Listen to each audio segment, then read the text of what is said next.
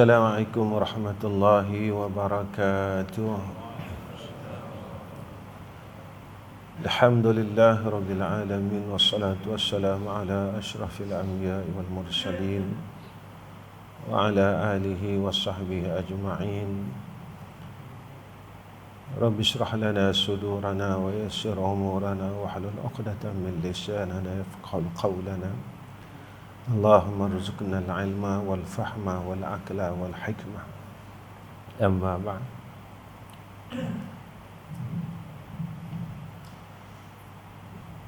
Pertama sekali terpanjatkan puji dan syukur pada Allah Subhanahu wa taala dengan hidayah, taufik, i'anah serta kehendak yang baik daripada Allah Subhanahu wa taala. Allah himpunkan kita pada pagi ini. Mudah-mudahan pertemuan kita di dalam rahmah, pertemuan kita di dalam redha, pertemuan kita di dalam kasih sayang Allah. Jika kita hidup tanpa rahmah, tanpa kasih sayang, nescaya alam ini akan jadi rosak. Maka dengan kasih sayang Allah, kita dapat salat subuh pada pagi ini. Dengan kasih sayang Allah, maka kita dapat melakukan solat malam pada pagi ini. Dengan kasih sayang Allah, maka kita beroleh kebaikan demi kebaikan. Jika tidak ada sifat Rahman dan Rahimnya atas kita, nescaya tidak akan ada kebaikan yang Allah anugerahkan ke atas kita. Sebab kita berada dalam zaman yang paling akhir, zaman paling akhir, paling hujung. Dan ketika zaman ini berada di paling hujung, Allah masih hidupkan kita. Ketika zaman ini duduk di akhir-akhir, Allah masih lagi panjangkan umur kita. Saat apa yang disebutkan oleh Nabi tentang akhir zaman, kita masih hidup, kita melaluinya. Jika umur kita masih ada, kita akan lalu lagi, lalu lagi, lalu lagi.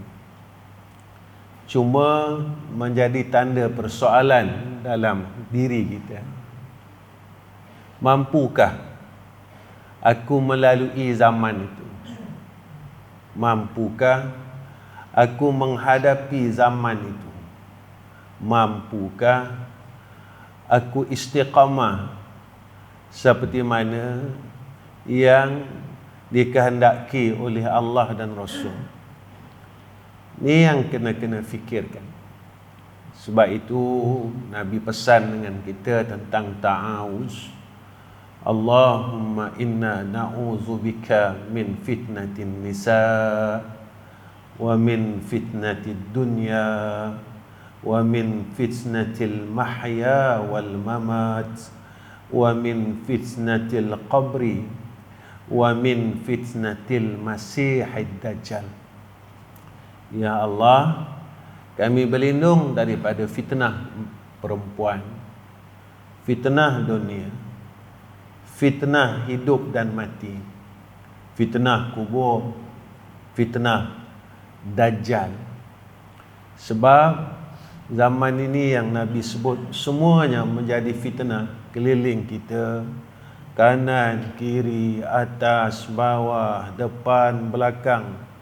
Apa yang kita lalui menjadi ujian atas iman. Apa yang kita, setiap langkah kita menjadi ujian. Fitnah ini ujian. Ujian atas iman, ujian atas Islam.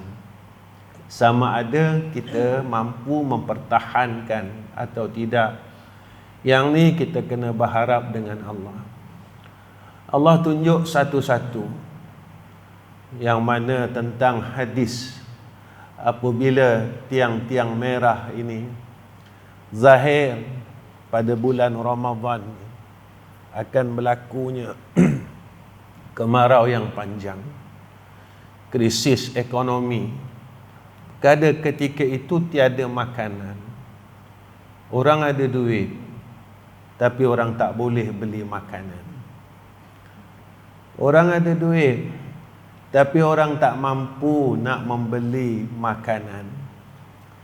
Apakah tanda itu telah mula dizahirkan oleh Allah? Orang kaya, tapi dia tak mampu membeli makanan. Inilah kita kena tanya dan fikir dalam hati kita. Ketika saat itu berlaku, adakah aku ni masih hidup? Adakah umur aku masih ada? Dan jika ada, mampu tak aku ya Allah untuk menghadapi zaman itu, untuk menghadapi suasana itu, untuk mengharungi suasana itu, sehingga kan aku mampu mempertahankan iman, aku masih mentauhidkan Engkau ya Allah, aku masih lagi mengatakan la ilaha illallah Muhammadur Rasulullah. Qala musannif rahimahullahu ta'ala, ketahui olehmu bahawasanya fakir itu suatu yang mulia, yang terlebih baik. Maka kata musannif, sifat fakir adalah sifat yang paling mulia. Fakir ini tuan-tuan adalah fakir dalam qalbun kita. Rasa fakir, sentiasa rasa fakir dengan Allah. Sentiasa kita harap rahmat Allah. Ya Allah, tolonglah aku. Ya Allah, bantulah aku. Sentiasa rasa fakir. Dalam satu hari, satu malam, berapa kalikah kita rasa sifat fakir itu? Kita harap sangat dengan Allah. Macam mana orang yang susah, yang tak keluar daripada kesusahan. Macam mana orang yang sesat, yang nak keluar daripada kesesatan di dalam hutan. Macam mana orang yang tengah lemas di lautan, yang harap sangat untuk lepas daripada akan kebinasaan lemas itu di dalam laut. Ada tak perasaan itu dalam hati kita dalam masa 24 jam? Hari ini baru bermula semalam. Berapa kali tah kita merasakan perkara itu? Harap sangat, ya Allah, ya Allah, ya Allah. Ataupun kita tak ada rasa harapan itu kepada Allah, kerana kita rasa kita dah orang baik, kita orang soleh, kita dah orang bagus, sehingga kan kita tak ada rasa sifat fakir itu. Masih lagi fakir dengan Allah. Kalau kita nak bandingkan ibadat kita dengan ibadat sahabah, tak ada pun. Kalau kita nak bandingkan ibadat kita dengan salafus salih, tak ada pun. Kalau kita nak bandingkan ibadat kita dengan tabi'in, tak boleh dibandingkan, jauh sangat.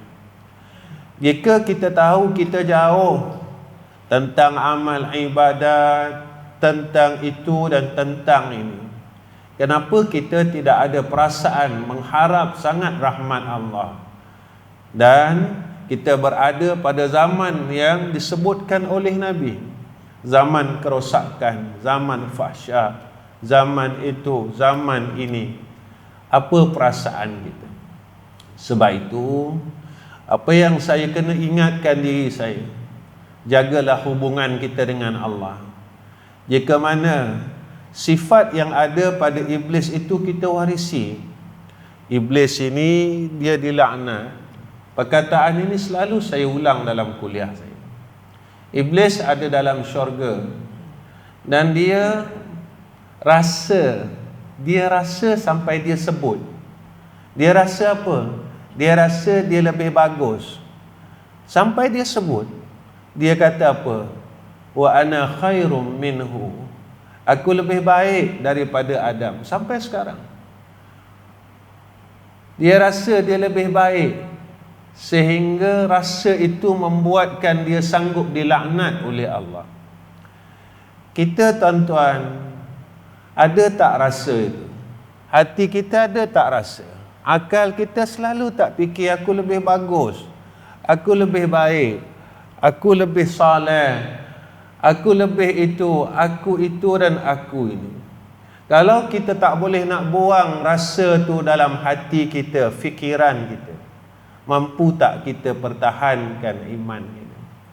Makhluk yang ada rasa itu sampai sekarang dilaknat oleh Allah. Makhluk yang ada rasa tu, aku lebih baik, aku lebih bagus, aku lebih itu dan aku lebih ini. Iblis, dia rasa dia lebih banyak ibadat sebab dia dah hidup lama.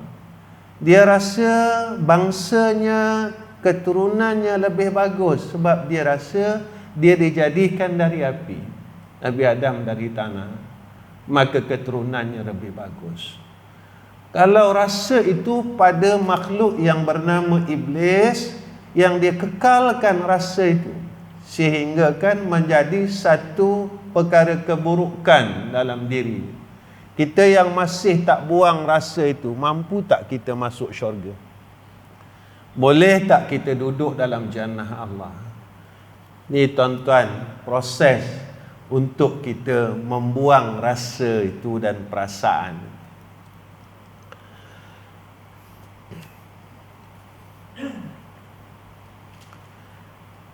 Tiada misalnya di dalam akhirat, maka tiada anugerah Allah Ta'ala akan dia, melainkan segala nabi atau seorang hamba yang dikasihi. Tak ada anugerah.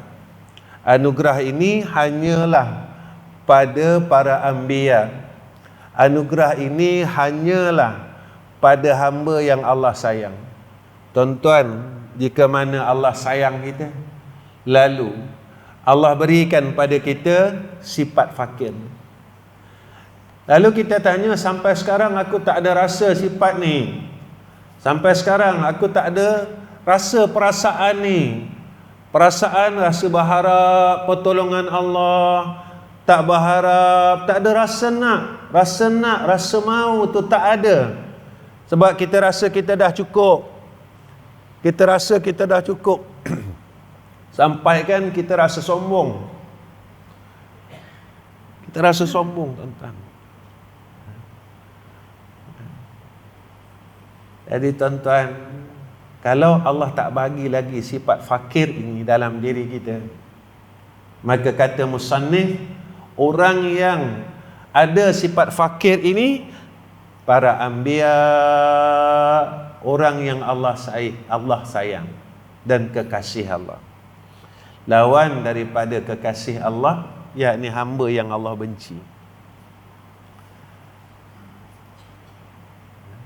Imam tadi baca ayat orang-orang munafik. Tuan-tuan kena ingat, orang munafik pun semayang. Tuan-tuan kena ingat, orang munafik pun duduk dengan Nabi. Tuan-tuan kena ingat, orang munafik pun ikut perang dengan Nabi.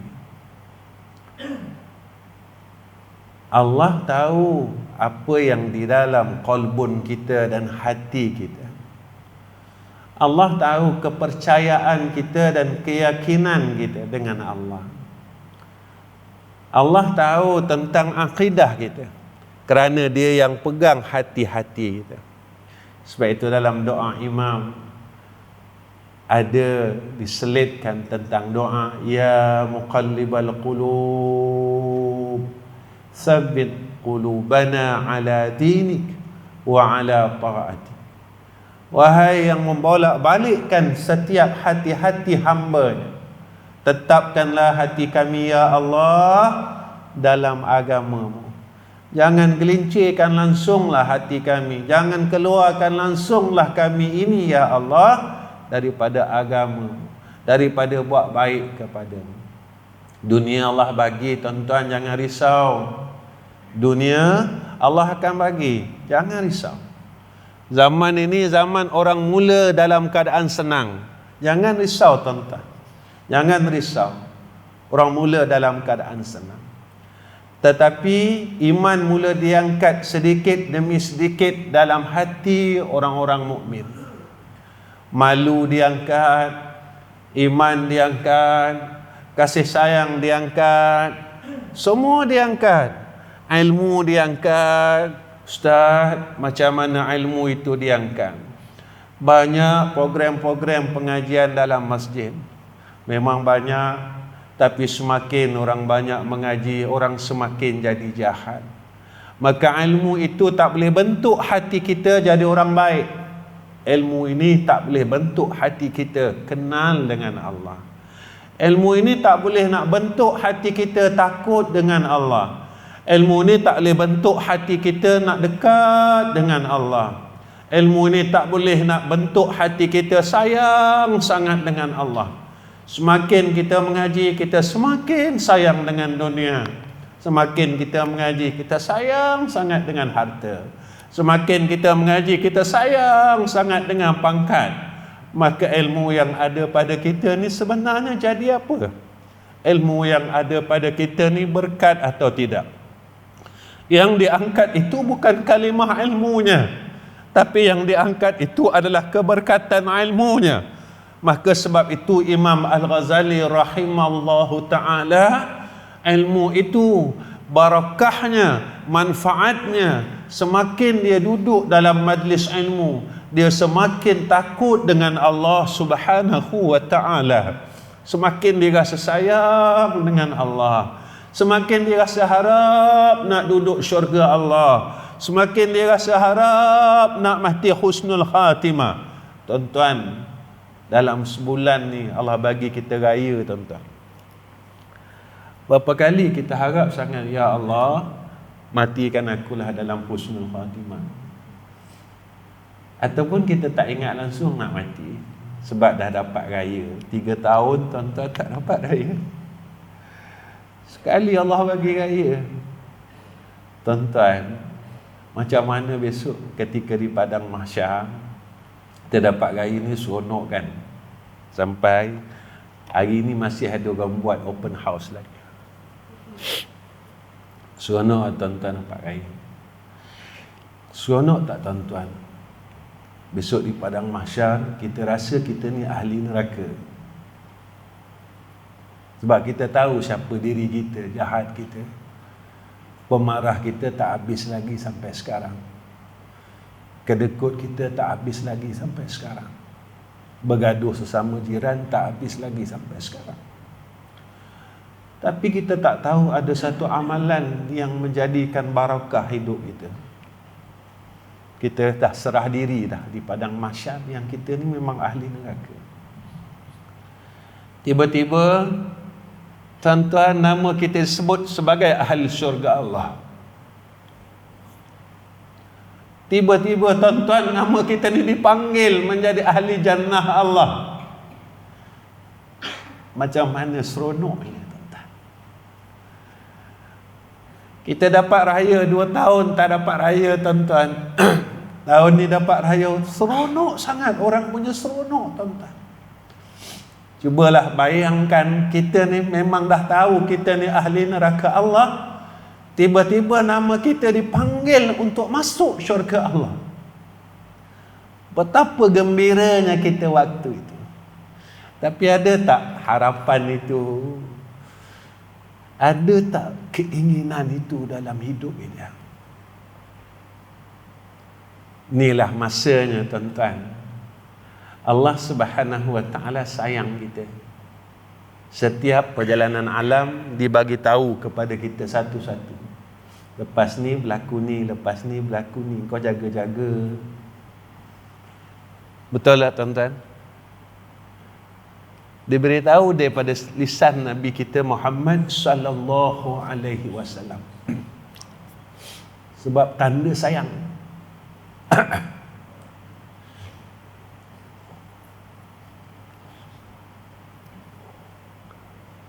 Tuan-tuan, bila kita cakap pasal sayang ni tuan-tuan, kita ni siapa sebenarnya? Mengumpat tak berhenti, bergaduh tak berhenti, banyak benda tak berhenti, tapi Allah sayang lagi dengan kita. Kalau dalam keluarga kita ni anak yang jahat, tapi Allah sayang lagi kat kita. Itu yang kadang-kadang tuan-tuan, bukan apa kita rasa sedih, itu bukan sebab apa. Ya Allah, aku ni jauh dengan kau, sembahyang sikit, zikir sikit, selawat sikit, ibadat sikit, dan kejahatan yang aku buat masih lagi aku tak boleh tinggal. Tapi kau tetap sayang kami, ya Allah. Tetap sayang. Alam ini nak berlaku, kau bagi tahu melalui lisan Nabi kami, Nabi Muhammad sallallahu alaihi wasallam. Jika melihat kepada maksiat, apa yang tak ada sekarang tuan-tuan? Maksiat pada zaman Nabi Nuh ada, maksiat zaman Nabi Lut ada, maksiat zaman Nabi Adam dulu ada, maksiat zaman keseluruhan zaman terhimpun pada zaman ini. Dulu satu maksiat aja Allah hapuskan seluruh umat. Maknanya tuan-tuan, Allah sangat sayang kita. Kenapa Allah sayang kita? Sebab Allah sayang Nabi kita Muhammad sallallahu alaihi wasallam. Kenapa Allah sayang sangat Nabi Muhammad sallallahu alaihi wasallam? Sebelum Nabi mati, masa Nabi hidup, Nabi minta siap-siap dengan Allah untuk kita. Jagalah umat aku, ya Allah. Ya Allah, jangan kau musnahkan umat aku, ya Allah. Dan persoalannya, apa yang kita balas akan kasih sayang Nabi atas kita? Apa balasan kita tuan-tuan? Kita nak balas kasih sayang Rasul. Rasul sayang dekat kita, dan apa balasan? Dan apa balasan? Jadi kita ni seolah-olah kita memang tak peduli orang nak sayang kita. Sebab kita terlupa diri kita dan apa tujuan Allah hidupkan kita. Tuan-tuan yang dirahmati oleh Allah Subhanahu wa taala, maka dikata orang, apa beza antara fakir dan orang kaya? Dikata seperti beza orang merdeka dan hamba orang.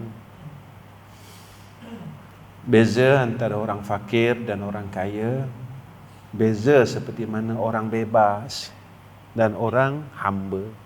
Orang kaya ni, kata ulama, dia macam hamba. Orang kaya, orang fakir ni macam orang bebas. Tuan-tuan, kita kalau masa tak ada apa-apa dulu, hati kita tenang, bebas, tak takut. Bila kita dah ada duit, kita mula takut. Takut apa tuan-tuan?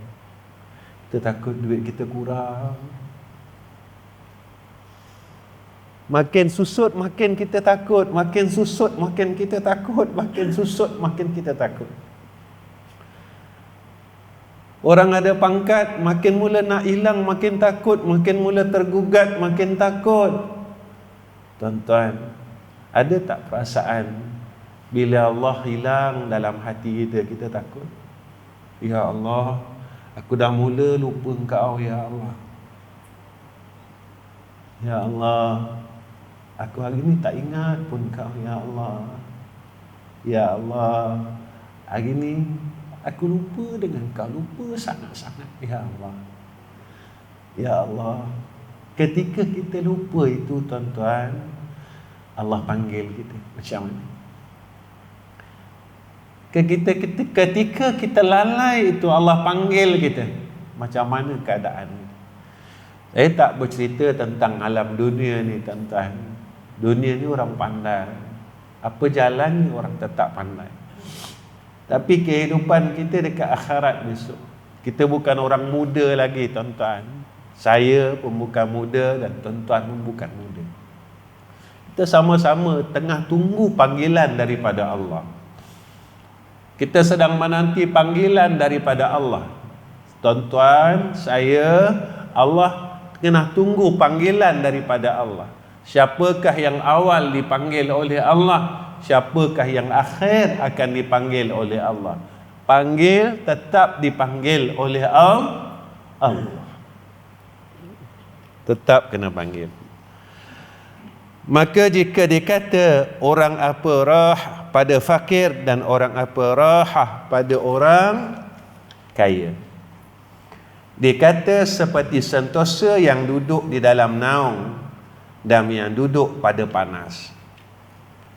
Apa istilah aman sentosa pada orang fakir beza dengan orang kaya? Orang fakir ini keselesaannya macam dia duduk di dalam naungan, dan orang kaya seperti mana dia duduk di tengah panas. Selesanya. Orang fakir yang mana hatinya merasa fakir dengan Allah.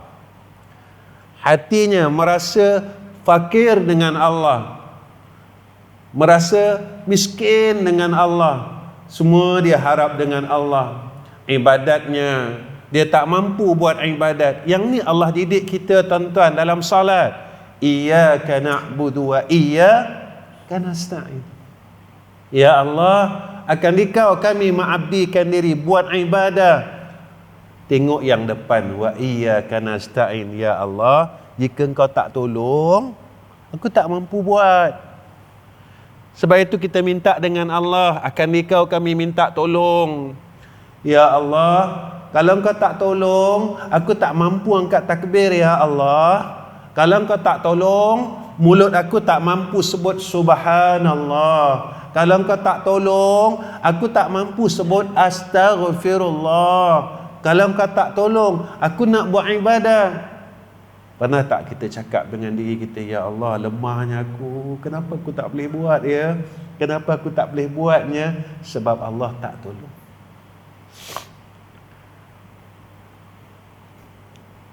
Bila Allah tidak bantu kita, nescaya Allah tak bagi kita kemudahan untuk berbuat sesuatu perkara. Mudah aja tuan-tuan dengan Allah ni. Dengan Allah ni mudah tuan-tuan. Cukup mudah. Dengan manusia susah. Manusia nak buat berkira-kira dengan manusia susah. Dengan Allah ni mudah.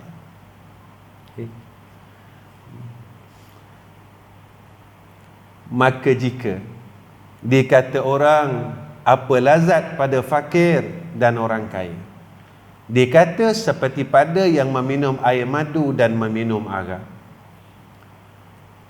Ibarat orang fakir ini lazatnya, kesedapannya macam minum madu, dan kaya ini seperti minum arak. Bila dia lalai, dia akan mabuk. Kadang-kadang kita jumpa kawan-kawan kita cari dunia ni, sekali-sekali dia kata, Allah, sibuk sangat dengan dunia, sampai aku ni tak dapat dah nak pergi surau. Ada kawan-kawan kita macam tu. Sebab bila dah mabuk, tuan-tuan, ni perbezaan kelazatan. Maka jika dikata orang apa beza orang yang fakir dan orang kaya, dikata seperti kemuliaan bagi raja-raja dengan rakyat. Ini kemuliaan orang fakir dan orang kaya. Ya. Maka malam tadi tuan-tuan, saya baru bersembang dengan anak-anak saya pasal bab harta. Malam tadi tadi pun saya lewat sikit tidur, dalam pukul 3 tidur. Sembang, saya memang suka sembang dengan anak-anak saya. Pukul 12 tu balik kuliah, saya sembang dengan anak-anak saya tentang zaman akhir, tentang dunia ini. Jaga-jaga, saya kata, jaga-jaga. Ketika orang mula menghala ke arah dunia, orang dah mula menghala ke arah sana. Semua menghala sana sekarang. Semua pergi sana. Itu yang kita takut tuan-tuan. Bila terikat, takut. Dunia tak salah. Dunia tak salah. Saya selalu cakap dengan tuan-tuan, dunia tak salah, harta tak salah. Ketika dunia itu datang kepada kita, berubah tak perasaan? Berubah tak perasaan kita? Ketika dunia itu datang pada kita, berubah tak perasaan? Yang salah tu, dulu kita duduk rumah kecil, sekarang kita dah duduk rumah besar. Ketika kita duduk rumah besar, berubah tak perasaan kita? Dulu kita pakai kereta kecil, kita dah pakai kereta besar. Ketika kita pakai kereta besar, berubah tak perasaan kita? Ketika berubah perasaan, itulah yang dipandang oleh Allah. Orang tak tahu, tapi Allah Maha tahu. Ini kesilapan kita.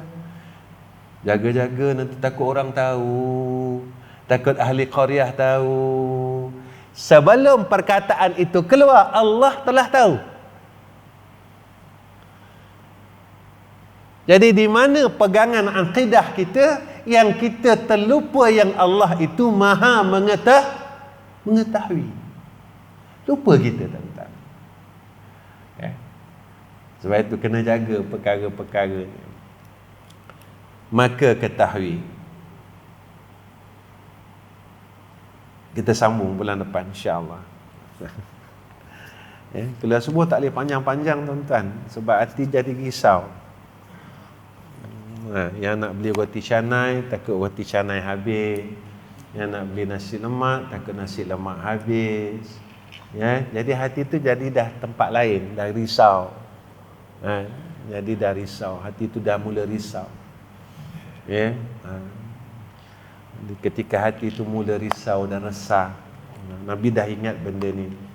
Sebab itu saya mengajar pun mengikut zaman.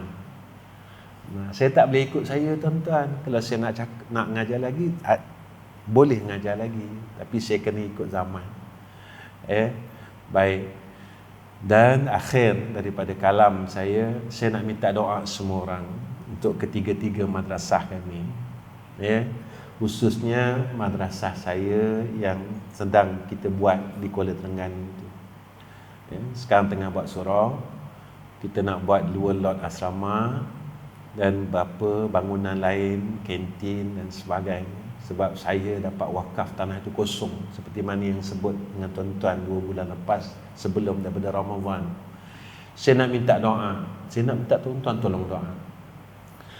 Ada orang tanya dengan saya, Ustaz tak buat lot wakaf ke apa ke? Tak. Sebab sekarang ni zaman dah ramai sangat orang minta dana wakaf ini. Ramai sangat. Kenapa Ustaz tak buat? Saya bagi laluan kepada orang lain. Saya bagi laluan orang lain untuk kutip dana-dana itu. Ustaz pun tengah buat. Tak apa, saya dulukan orang. Saya tak ada. Saya nak minta doa.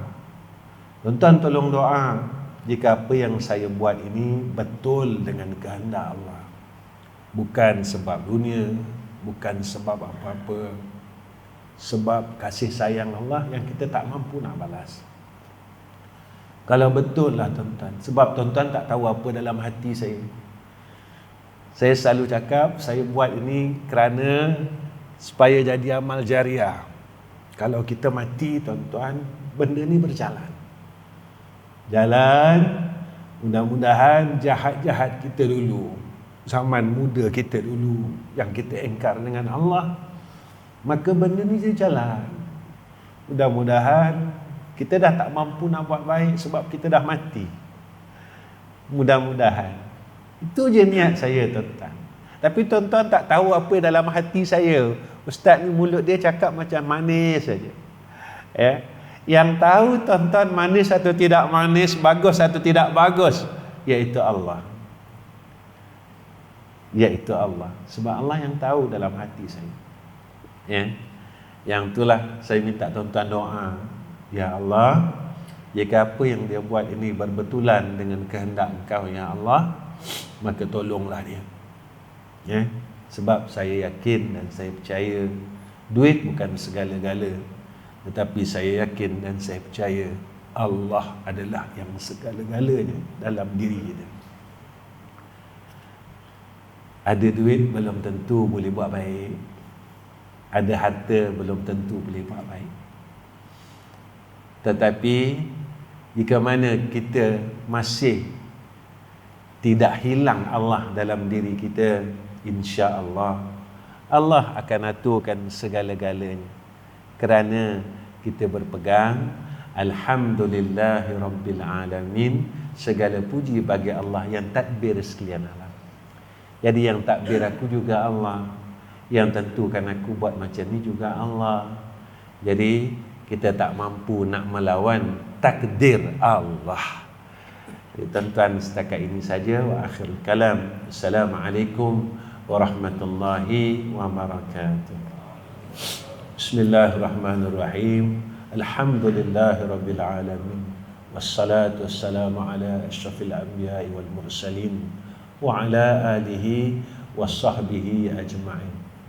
Ya Allah, kami hamba-hambamu, ya Allah, pada pagi ini bermohon, meminta kepada Engkau, ya Allah, kuatkanlah iman kami, istiqamahkan iman kami, kerana kami berada pada zaman fitnah ini, ya Allah. Ya Allah, pada segi akal kami dan fikiran kami tak mampu menghadapi fitnah ini yang dahsyat yang berada di sekeliling kami, ya Allah. Kami mohon pertolongan Kau dan kami mohon akan rahmat-Mu atas kami, ya Allah. Ya Allah, peliharalah anak-anak dan isteri kami, ya Allah. Peliharalah menantu kami dan cucu-cucu kami, ya Allah. Peliharalah keluarga kami, iaitu adik-beradik kami, ya Allah, daripada segala fitnah ini, ya Arhamar Rahimin. Ya Allah, dengan kasih sayang-Mu atas kami, ya Allah, yang kami tak mampu untuk balasnya, ya Arhamar Rahimin, tolonglah jaga kami, ya Allah. Tolonglah lindungi kami daripada segala fitnah akhir zaman ini, ya Arhamar Rahimin. Kami tak kuat, ya Allah. Kami tak kuat, ya Allah. Kami tak kuat, ya Arhamar Rahimin. Ya Allah, jika Kau matikan kami, ya Allah, maka kurniakan atas kami husnul khatimah.